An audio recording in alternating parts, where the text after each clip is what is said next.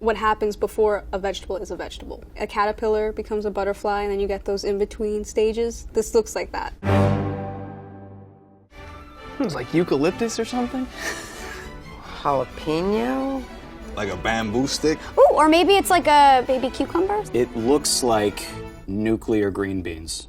This is okra. The devil. I hate okra. This is what okra looks like before it's cut up and put in the jar. That's impressive. What part do I even want? Is there anything in it? Do I have to? Oh, wow, look at that. I'm gonna use a spoon and I'm gonna scrape the seeds. Not sure if you eat the seeds. I'm trying to decide if I'm going to cut them like dimes or the long way. I have no idea what color is on the inside. I'm hoping purple. Bam! Once you cut into it, it's like lotion. Ow. This works. It's super sticky. Exact precision. Okay. Where's the hammer? Sorry. I've abandoned all use of any tools now. Like our ancestors once did. Just massage your vegetables until they become edible. Ow. We're gonna go down and just do, is that a shishito pepper? It's okra. Okra! Of course! Yeah. It's really slimy. That's really good, actually. It's hairy, which makes me uncomfortable. Looks like a little honeycomb. Beanie. This is my sliced okra. Okra? Chopped okra. Okra. I know it's okra. They look like alien fingers. I feel like the Grinch. We are going to slice some okra. An okra? A okra? Okrai, if you will. I'm gonna quote my friend Doug. Does anybody have any recipes for snot?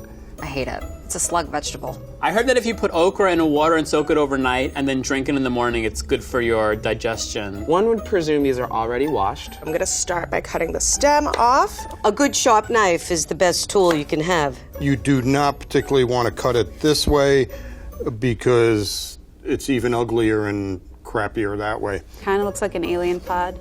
A little weird.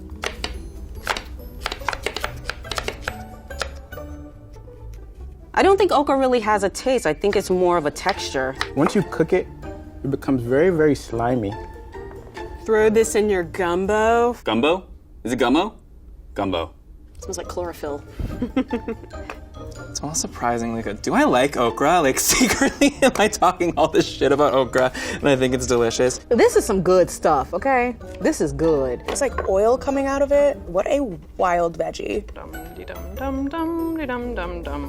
Ta-da! This is my okra.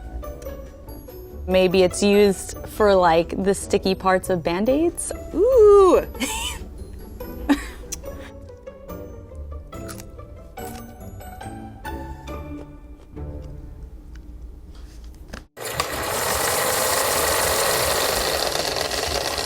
We are going to slice some okra today. We're going to talk a little bit about okra as well. First off, I have two knives for the job. I have a chef's knife and a paring knife. I use a different knife depending on the direction or the way that I'm going to cut the okra. So let's start with the chef's knife. I'm going to cut this okra into like a disc shape or a coin shape. I'm going to do that by placing the tip of the knife on the board, and I'm going to use a rocking motion, sliding back and forth. I actually am going to be able to extract the most of that kind of goopiness out of the inside of the okra. Most of that is contained in the seeds and the seed pod area. That thick, goopy stuff on the inside is primarily made out of starch, and that starch is made of a soluble fiber. That soluble fiber will melt into the dish that you're cooking, and it'll act like a thickener. It's the same idea as if you added some flour when you're making macaroni and cheese in order to thicken up the sauce. If I don't want to extract all of that mucilage from the inside of the okra, and I want to keep it kind of self-contained so that it's not just creating a sliminess in the rest of the dish, the better method here is to slice it lengthwise. I'm going to use a paring knife to do this. Working from top to bottom,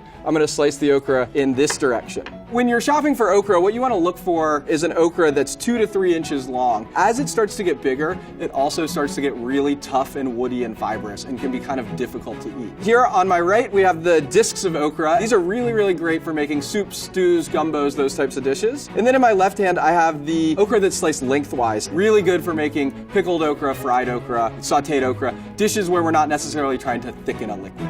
And that's how we slice okra. Here's my sliced okra. Check that out. Ooh. Oh, it has a little bit of hair.